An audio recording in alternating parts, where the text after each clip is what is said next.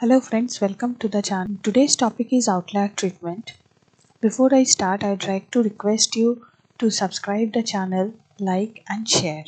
Outlier, if you are not sure about what is outlier, you can check my one video exploited data analysis. I'll give the link of the video in this description box.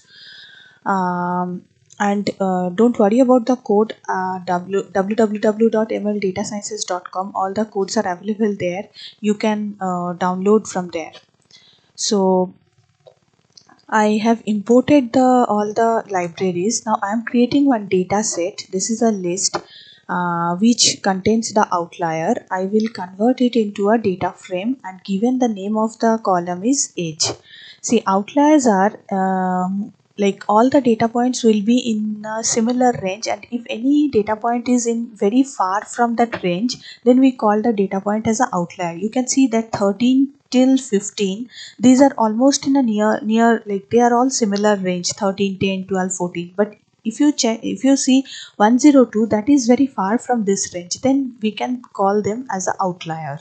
And if any data set having outlier, then with that outlier data set, the further statistical analysis, it gives a wrong output, or sometimes the analysis gets changed. So before you train your model or before you go further analysis, you should remove the outliers from the data.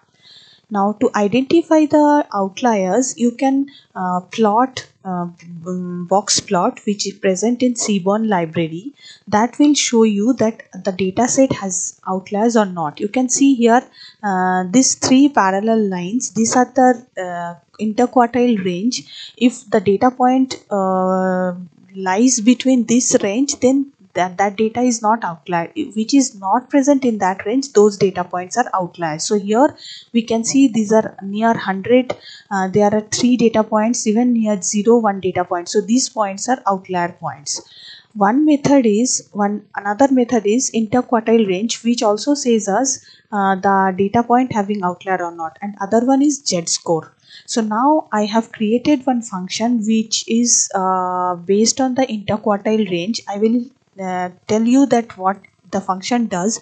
See, here I am computing the 75 percentile value and the 25th percentile value. So these are the first quartile and third quartile value. The interquartile range is IQ is Q3 minus Q1 multiplied by 1.5.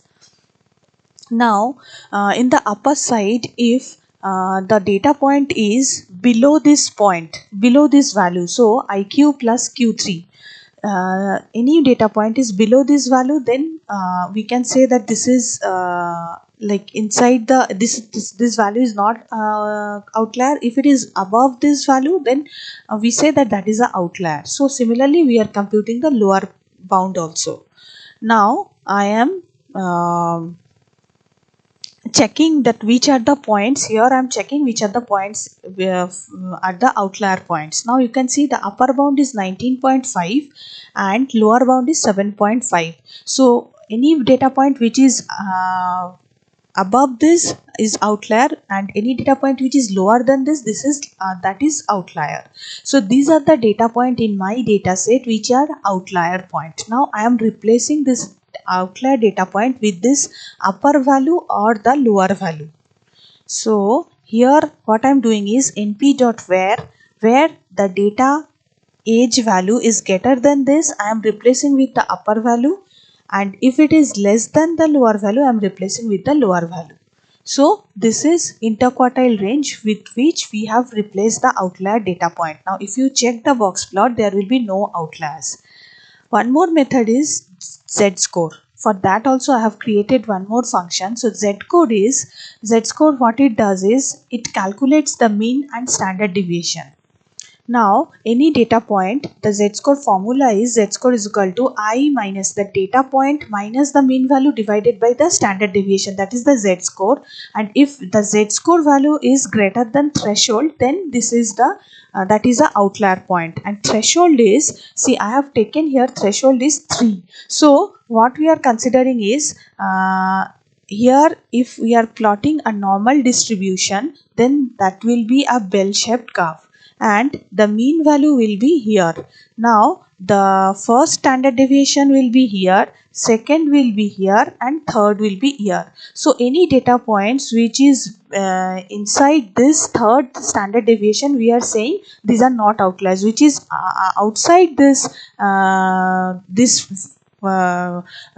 area, these are outliers. Similarly in this area also, so if the third standard deviation is here, so these values are the outliers point. These are the outliers point. So that is called, this is called the Z score.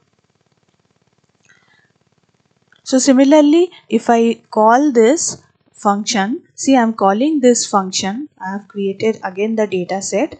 Now I am calling this z-score, detail outliers function, and it gives me the points which are the outliers. See here it shows that these are the outlier points.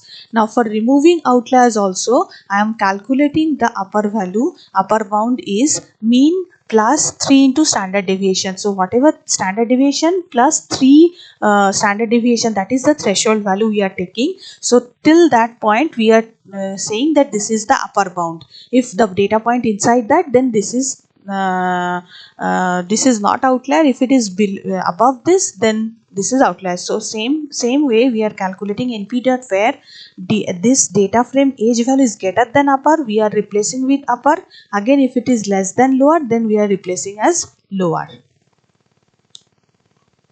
Now I am printing here the upper bound, it says 100.6, lower bound is this, and these are the mean and standard deviation. So I am printing this, and that's how the with z-score the outlier is removed.